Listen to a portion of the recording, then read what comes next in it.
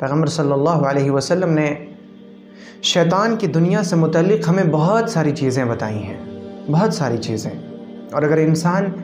اس معاملے میں تمام حدیثوں کا مطالعہ کر لے، انہیں سمجھ لے، تو وہ واقف ہو جائے گا کہ شیطان انسان کو کس طرح سے بہکاتا ہے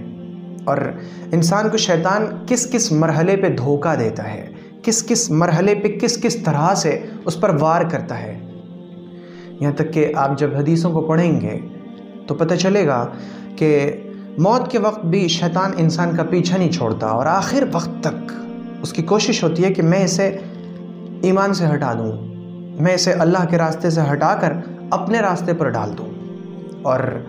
معاملہ یہ ہے کہ جب اللہ تعالیٰ نے ابلیس کو راندے درگاہ فرمایا،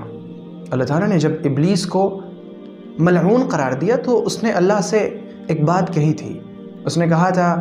ثم لآتینہم من بین ایدیہم ومن خلفہم وعن ایمانہم وعن شمائلہم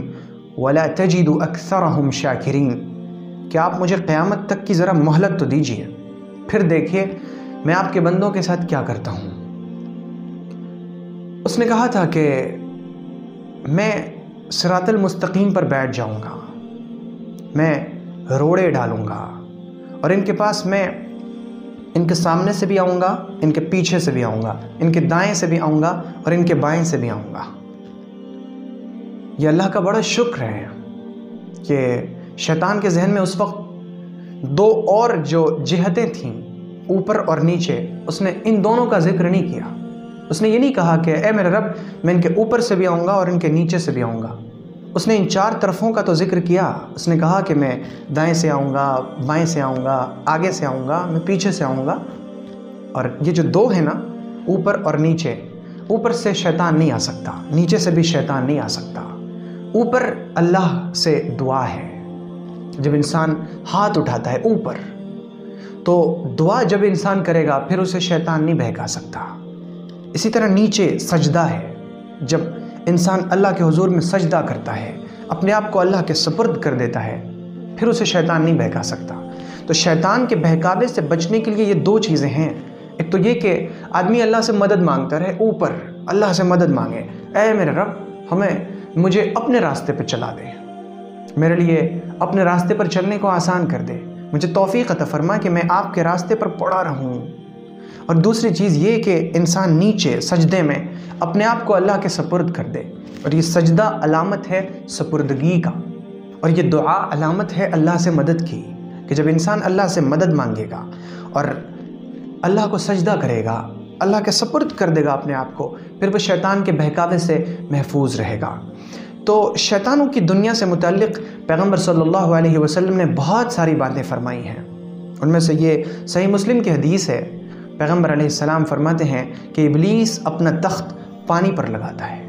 پانی پر وہ اپنا تخت لگاتا ہے، اور تخت لگانے کے بعد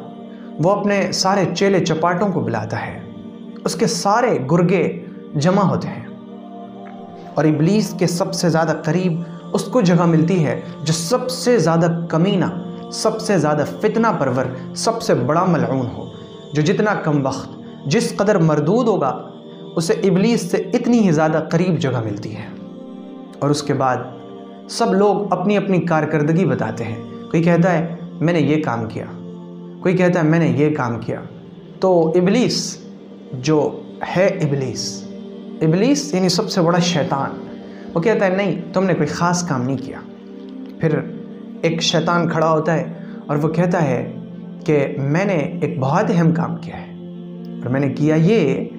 کہ میں نے فلاں اور اس کی بیوی کے درمیان جدائیگی کر دی، میں نے دونوں میں جھگڑا لگا دیا۔ بس ابلیس اس بات کو سن کر بے انتہا خوش ہوتا ہے اور کہتا ہے نعم انت، ہاں کام تو تو نے کیا ہے، تم ہو میرے اصل شاگرد۔ اور اس کے بعد اس حدیث کے جو راوی ہیں امام اعمش، وہ فرماتے ہیں اراہ قال، مجھے لگتا ہے کہ حضرت جابر رضی اللہ عنہ نے پھر یوں فرمایا کہ پیغمبر صلی اللہ علیہ وسلم نے یوں فرمایا فیلتزمہ، کہ پھر وہ اسے بلا کر اپنے گلے سے لگا لیتا ہے، ہاں شاباش تم نے کام کیا ہے۔ یعنی شیطان کی، ابلیس کی واہواہی لوٹنے والا شیطان وہ ہے جو میاں اور بیوی میں جدائیگی کرا دے۔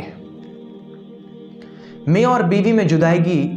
یہ اس قدر شیطان کی نظر میں اہم کیوں ہے، اسے سمجھنا ہوگا۔ دیکھیں، جب میاں اور بیوی ان دونوں کے درمیان لڑائی ہوتی ہے، آپسی اختلاف ہوتا ہے، تو بہت سی بار غصے میں دونوں جب زبانی وار کرتے ہیں ایک دوسرے پر، زبانی حملے شروع ہوتے ہیں، تو پھر بہت سی بار غصے میں مرد کی زبان سے ایسے جملے نکل جاتے ہیں جس کی وجہ سے اس کی بیوی اس کے نکاح سے نکل جاتی ہے، طلاق واقع ہو جاتی ہے، اور انسان کو اس کا ادراک بھی نہیں ہوتا، کیونکہ ہمارے یہاں عام طور سے طلاق اور نکاح کے مسائل اکثر مردوں کو بھی نہیں پتہ، عورتوں کو بھی نہیں پتہ۔ ہونا یہ چاہیے کہ اگر کسی شخص کا نکاح ہو رہا ہو تو اسے 3-4 دنوں تک ٹریننگ دی جائے، اسے نکاح کے بارے میں، نکاح کی اہمیت اور طلاق کے مسائل بتائے جائیں۔ یا وہ شخص جو نکاح کر رہا ہے اسے چاہیے کہ وہ نکاح سے پہلے نکاح اور طلاق، خلا، عدت، ان سب چیزوں سے متعلق، میاں بیوی کے حقوق، آداب، ان سب چیزوں سے متعلق چیزوں کو پڑھے، دین کا علم حاصل کرے، اللہ تعالیٰ کے اصول کیا ہیں، پیغمبر صلی اللہ علیہ وسلم نے ہمیں قوانین کیا بتائے ہیں، کن چیزوں سے نکاح باقی رہتا ہے، کن چیزوں سے نکاح ٹوٹ جاتا ہے، وہ ان چیزوں کا مطالعہ کرے۔ اور بیوی کو چاہیے کہ وہ ان چیزوں کا مطالعہ کرے جس کا تعلق شوہر کے حقوق سے ہے، شوہر کے آداب سے ہے، کہ اب شوہر کے حقوق کیا ہیں، گھر والوں کا حق کیا ہے، ماں کا حق کیا ہے، باپ کا حق کیا ہے، ساس کا حق کیا ہے، سسر کا حق کیا ہے، ان کے حقوق معلوم کرے، ہونا یہ چاہیے۔ لیکن افسوس کی بات یہ ہے کہ ہمارے اندر بہت ساری چیزیں جیسے نہیں ہیں ویسے یہ چیز بھی نہیں ہے۔ تو عام طور سے مردوں کو بھی نکاح اور طلاق کے مسائل نہیں معلوم، عورتوں کو بھی نہیں معلوم، تو بہت سی بار زبانی حملوں میں ہوتا یوں ہے کہ مرد کی زبان سے کوئی جملہ نکل گیا اور اس جملے کی وجہ سے اس کی بیوی اس کے نکاح سے نکل جاتی ہے۔ نہ مرد کو پتہ چلا کہ عورت میرے نکاح سے نکلی، اور نہ عورت کو پتہ چلا کہ میں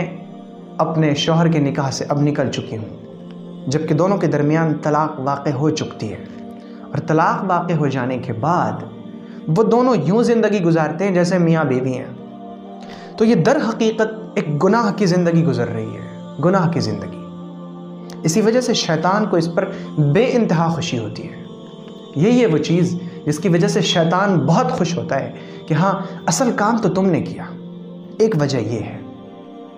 اور دوسری وجہ یہ ہے کہ جب میاں اور بیوی جڑے رہتے ہیں تو میاں اور بیوی کے اتفاق کی وجہ سے دو خاندانوں کے درمیان اتفاق رہتا ہے،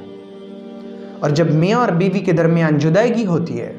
تو دونوں خاندانوں کے درمیان بھی جدائیگی ہو جاتی ہے۔ اور اللہ رب العزت کو اتفاق پسند ہے، اختلاف پسند نہیں ہے۔ اور اختلاف کے بارے میں تو اللہ تعالیٰ نے فرمایا وَلَا تَنَازَعُوا فَتَفْشَلُوا وَتَذْهَبَ رِيحُكُمْ، کہ تم آپس میں تنازع نہ کیا کرو، تفرقہ نہ کیا کرو۔ تفرقہ کرنے سے دو چیزیں ہوں گی، فَتَفْشَلُوا، تم ناکام ہو جاؤ گے، وَتَذْهَبَ رِيحُكُمْ، تمہاری ہوا اکھڑ جائے گی، تمہاری کوئی حیثیت نہیں رہے گی، تم بے حیثیت ہو جاؤ گے، بے وزن ہو جاؤ گے۔ تو معاملہ یوں ہے کہ جب میاں بیوی کے درمیان تفریق ہوتی ہے، جدائیگی ہوتی ہے، تو اس کی وجہ سے دو خاندانوں کے درمیان جدائیگی ہوتی ہے، اور جب دو خاندانوں کے درمیان جدائیگی ہوگی تو اس کی وجہ سے یہ لوگ ناکام ہو جائیں گے، اور ان کی ہوا اکھڑ جائے گی، ان کی کوئی عزت باقی نہیں رہے گی، ان کی کوئی اہمیت باقی نہیں رہے گی۔ اختلاف ایسی چیز ہے جو قوموں کے زوال کا سبب ہے۔ آج اگر اس امت میں زبوں حالی ہے، اگر آج یہ امت پریشان ہے، تو اس کی بہت ساری وجوہات میں سے جو سب سے بڑی وجہ ہے وہ ہے آپس کا اختلاف۔ دوستوں میں اتفاق نہیں، بھائیوں میں اتفاق نہیں، خاندانوں میں اتفاق نہیں، تنظیموں میں اتفاق نہیں، آپس کے اداروں میں اتفاق نہیں، ہمارے درمیان اتفاق تو ہے ہی نہیں۔ اگر کوئی چیز بہت زیادہ ہے تو وہ ہے اختلاف۔ ہم اختلاف کے آداب کو سمجھ لینا کہ ایک دوسرے سے اختلاف کے آداب کیا ہیں، ہمارے اندر خود بخود اتفاق آ جائے گا۔ تو یہ جو وجہ ہے کہ میاں بیوی کے درمیان جدائیگی کی وجہ سے دو خاندانوں کے درمیان جدائیگی ہو جاتی ہے، اس وجہ سے بھی شیطان بہت خوش ہوتا ہے۔ تو شیطانوں کی دنیا کے بارے میں اللہ کے رسول صلی اللہ علیہ وسلم نے ہمیں یہ حقیقت بتائی کہ شیطان کے قریب اسے جگہ ملتی ہے جو بہت بڑا فتنہ پرور ہو، جو سب سے زیادہ لوگوں کو بہکاتا ہو، جو سب سے زیادہ فتنے ڈالتا ہو، جو سب سے زیادہ تہمتیں لگواتا ہو، جو سب سے زیادہ تفرقے ڈالتا ہو، اور جب کوئی شیطان یہ خبر دیتا ہے کہ میں نے میاں اور بیوی میں جدائی کروا ڈالی ہے، تو پھر شیطان بہت خوش ہوتا ہے اور کہتا ہے انت تو ہے، تو نے کام کیا، کام تو نے کیا، اصل جو کارنامہ انجام دیا وہ تو نے انجام دیا ہے، اور پھر وہ اسے اپنے گلے سے لگا لیتا ہے۔ اللہ تعالیٰ کی لعنت ہو ابلیس پر اور ابلیس کے چیلوں پر۔ اگر آپ کو یہ ویڈیو پسند آئی ہو تو ویڈیو کو لائک کریں اور شیئر کریں، اور چینل کو سبسکرائب کرنا ہرگز نہ بھولیں۔